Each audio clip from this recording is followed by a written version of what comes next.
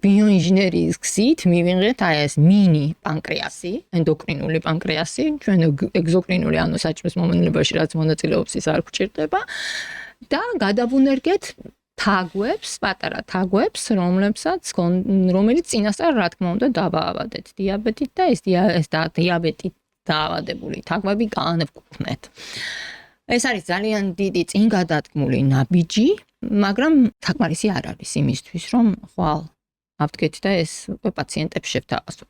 ამ ეტაპზე ჩვენ ახლა მუშაობთ იმაზე, რომ ეს უჯრედები ისე შევცვალოთ გენეტიკურად, ანუ ჩვენ გენური ინჟინერიის გამოყენებით, რომ ეს უჯრედები ვერ ამოიცნოს იმუნურმა სისტემამ, ისე როგორც უცხო, შეითვისოს, ასე ვთქვათ.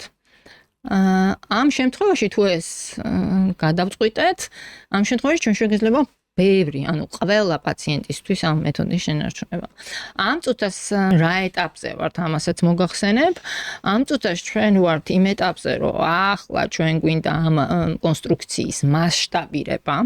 ანუ რას ნიშნავს მასშტაბირება? ზომებში გაზრდა, იმიტომ რომ ჩვენ გვაქვს საუბარი აქ პატარა თაგვებზე, რომლებიც წონაც არის 25 გრამი და ჩვენ გვინდა განკურნოთ პაციენტი, რომლის საშუალო წონაც ალბათ 70-80 კილოგრამია და გაცილებით დიდ მასშტაბებზე აქვს საუბარი და უჯრედების რაოდენობაც უნდა გაიზარდოს, საკმაოდ ის არ არის მასშტაბი, ანუ იქ რაოდენობაც არის.